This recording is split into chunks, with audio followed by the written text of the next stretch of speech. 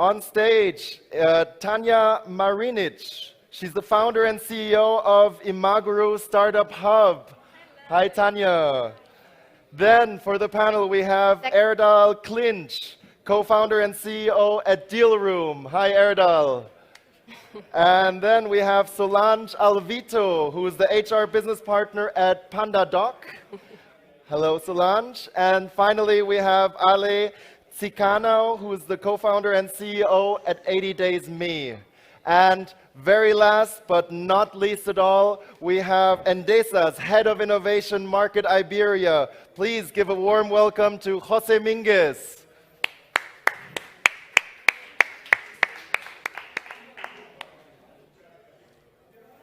Hello to all. It's a pleasure to me moderate this panel. When the organization proposed me this, I straight away say yes, because I think this is such an interesting subject.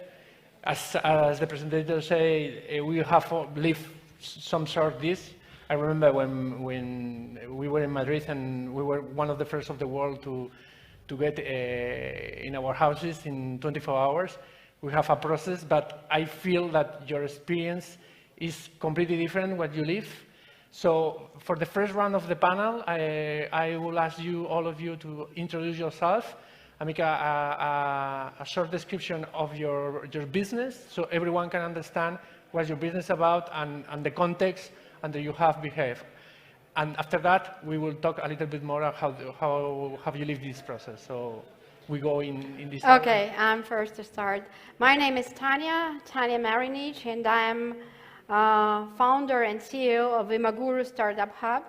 I'm also a venture capital investor, and we have a quite unique experience. Usually companies and startups move and they relocate. We as a hub, as a community of businesses, as a community of startups, experienced relocation.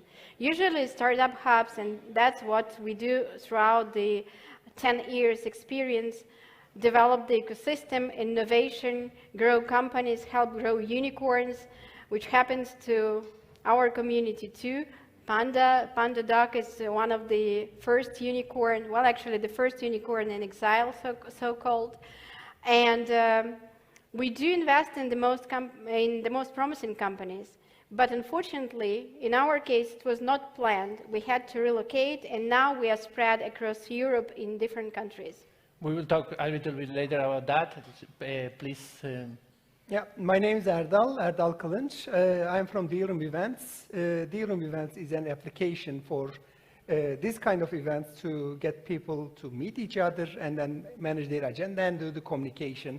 That's pretty much similar with some more functions that you are using today during the South Summit. Hi everyone, my name is Solange. I'm from PandaDoc. I'm the HR business partner. So I will try to give you an HR side from this, an HR perspective from these processes. PandaDoc is a SaaS company, so we are a document software, automation software that allows you to create proposals, contracts, codes, so everything that you can recall you can create there. You can interact with different participants in that document, and obviously the process ends with the signature. We are 100% remote since the beginning, so since 2011. So we are used to work globally with different teams in different locations, but considering all the political tensions, last year we created the De-Risk Belarus, so we relocate teams from Belarus to Portugal and Poland. Portugal, where I'm from, by the way. And also, considering the war situation that is currently happening, we also moved from Ukraine, from Belarus, and from Russia, our employees to, again, Portugal and Poland. So I hope to give you a perspective of this. Hi, my name is Alec. I am CEO of 80 Days. We are creating a system that helps plan multi-destination trips around Europe for $200 or around the globe for $900 without early morning flights, with trains, with ferries, ships, buses. We are creating a multi-city itinerary So, and our 40% of our travelers are relocated guys from Europe, from Italy, from Spain, who don't know very well Europe. Yeah. So the obligatory question is, in which circumstance did you relocate, the context, and explain us how you felt and how you manage all this complexity? Well, actually, our story is quite complicated and challenging and quite unusual, as I said, because usually countries and governments, they need innovation, they need entrepreneurs, they need people who are developing innovative products and invest into them. In our case, it happened that because of, we won't speak politics here, but it's not about politics, it's just, it happened to be that we are from the country where entrepreneurs are not needed. And our business was shut down by the regime, and we had to relocate or close business. Amazingly, there are countries in Europe which welcome innovation. And I got a call from our neighbors, Minister of Economy of Lithuania, who told me, Tania, just come here and establish your hub.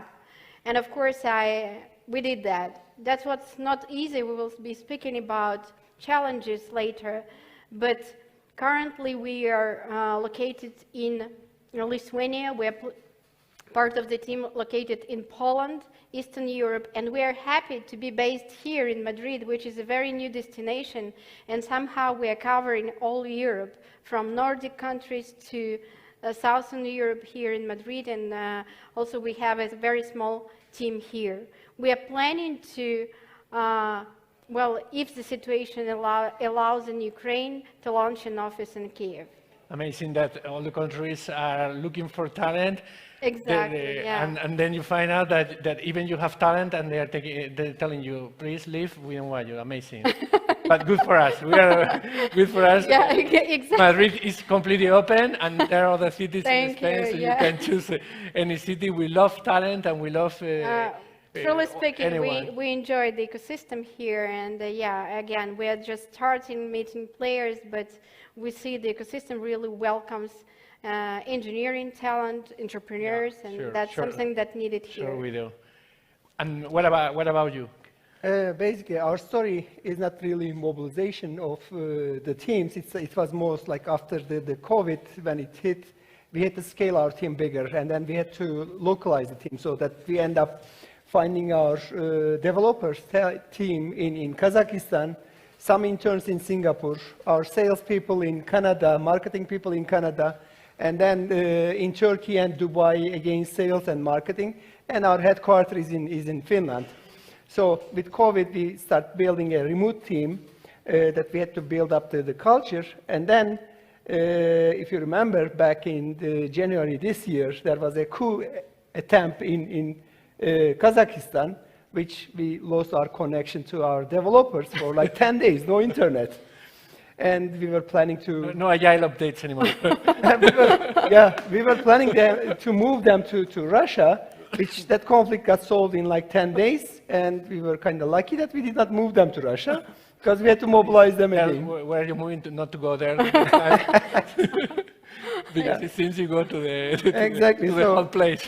Exactly the point. So the challenge were like, building a team culture, building the company culture, giving the same perspective of the founders and the product to remote teams. And then you realize in a startup world, you have a bigger challenge, which is a political risk if you are dealing with remote teams in all these countries. And that's where we are at. So from Pandadoc side, the situation was we are working since ever in a remote way. So we were used to that. We had everything prepared to that. So the question here is, or was. Our founders are from Belarus, and the core business of our structure, so the engineering and the product team, they were mainly in Belarus, Ukraine, and so in Minsk, Kiev, and some of them has a digital nomads in Russia. So the situation started last year because of the political tensions and so on. We started to prevent and trying to predict what will be the future. So we started moving there at that time the pandas, so the employees, to other locations. And this is why we decided to open Portugal as a new entity, and also Poland has a new entity also. So we started the de-risk project last year. We moved 64 pandas to Poland and 11 to Portugal. We will talk after about challenge, but one of the challenges in Portugal is everything. The process is very easy, but takes time. And when people are in a rush to move their lives, obviously they cannot wait. So this is why we have the reflection of the numbers. With the Ukraine situation, so we passed this again, and we had some people, and we were discussing this previously, the four of us, that they did 2 relocation process in less than 1 year. And we needed to move the teams right away from Kiev, from Minsk, and from some of them from Russia to Portugal and Poland. Now we have 47 in Portugal and 34 in Poland. So we are trying to move everyone in a total of 183 pandas that were there in the beginning of the situation, so last year. So our points was local languages. We are living in Turkey, and in Turkey nobody known Russians and English. Second point was internet, because we are here. Why? Because internet. We are here because internet can solve our problem. Can help us work everywhere, every globe. Yeah. So. And what have been the challenge you faced during this process? Look, first of all, when it comes to relocation, I would actually identify 2 types of relocation. The first one is something you plan, which is normal. You plan, you want to, for example, enter a new market, you see talent there, so you want to acquire talent in the country, so you plan it. In our case, it was completely unplanned. It's just something sudden. And when it's sudden, then the first challenge is the first question you ask yourself: where to relocate? Where? And well, we were lucky, and as I said, there was a kind invite by the minister. When the minister invites you, you kind of can't resist. So Lithuania was the first choice. And then, of course, we're all humans, and we have connections to some countries, some personal stories. And for example, myself, I was based in Madrid because I'm graduated from IE Business School. So I have plenty of contacts here, and that helped me to establish to start new business and to establish, to meet people, to establish the ecosystem, etc. Some of our team members have personal relations to Poland just because it's neighboring country. So they relocated there. And that's how we selected the country. The second challenge for us, and I guess it's common for everyone, it's bureaucracy, unfortunately. Despite the fact that the 3 countries we've chosen belongs to the European Union, the rules are completely different everywhere. And, well, in one country it may take a month to get a permit, startup, or whatever, entrepreneurship permits. In countries like Spain, it takes a bit longer, I would say. And yeah, so bureaucracy is kind of something we can't really deal with it. I mean, we can't really influence, and we just can, well, find connections, solutions, and it's kind of hard to really resist. And the third one, of course, it's always cost, it's money. It's not the relocation, especially when it comes to teams, like in our case, it's 30 people. You have to relocate, you have to pay the relocation package for each team member. So it's, and again, as I said, it was not planned, so you have to have some cash to relocate. Yeah. So, on my end, it's a really funny panel here. Huh? We have a Belarusian lady living in Spain, a guy from Turkey that lives in Finland. Solange, you are the only one Portuguese and raised, Portugal. yeah. And then Ale, he's from Belarus and he lives in Turkey. So this is actually how the startup world, the IT world is becoming. Like, you know, people are so flexible after this COVID that we learned how we can remotely work. Now, coming to the challenges of mobilization or relocating teams, like, you know, if you have a project that you need to deploy a team for a period of time, like 6 months, 1 year, or 2 years, that's called, like, that's mobilization. You know it, you can send the person to the project area, they work 2 months and they come back their homes for a time. Or when you are expatriating someone, only that person is coming to the country. You know that the deal is already there, it has been there. But relocating a team is a totally big challenge. When you need to relocate the team, there's always either a financial or economical or political problem there. Like in Belarus, in Ukraine, or in Russia, or any other country it might be. So now people are moving with their families, and they have kids, and their wives, most of the time in IT world, that people are highly skilled, and they are married to highly skilled people. So when the families, the spouses move, they cannot adjust. There's a language barrier, there's a culture barrier. Kids' schools have to be planned, and etc. So what happened when the things were going to, let's say, south in Belarus, in Finland, we start communicating with immigration and the foreign ministry, and then somehow we managed to expedite entrepreneurship visa. And we reached out to all the schools, cities in Finland, and we asked the cities to guarantee English education to their kids. Like, Finland is a nation state, so it's like Finnish and Swedish, the official languages. So many cities guaranteed the English education for entrepreneurs or, you know, teams to be relocated. So now we have this war out there, and there are lots of Russian teams that are not able to work because of sanctions, because of the internet problems, and etc. And now in Finland, there is a new program that's being developed, like expedited in 2 weeks, highly qualified skill can be brought. Again, yet the challenge is always the same. You have to think about the family, you have to think about the kids, the schools need to be adjusted, the society needs to be adjusted. Like, Ale is in Turkey. I know back in 2011, I helped a British company to relocate a team of 40 developers from Syria to Turkey, and then somehow they were not really accepted by the society, so they had to be isolated. You even have to plan this, how they melt into the societies, which areas they can live in peace, and how they can send their kids to school and further.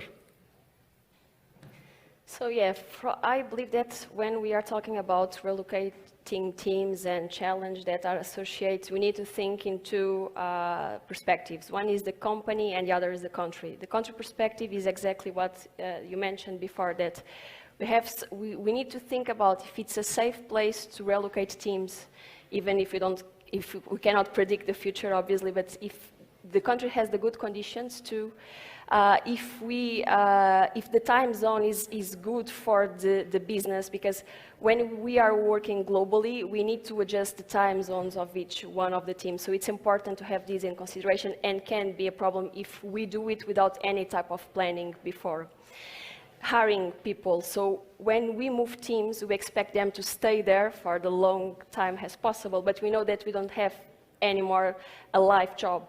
So we need to be prepared to replace the person or the team. So we need to understand the market, if we have the right talent there, if they speak English, for example, because in PandaDoc, it's our main language. It's mandatory to speak in English.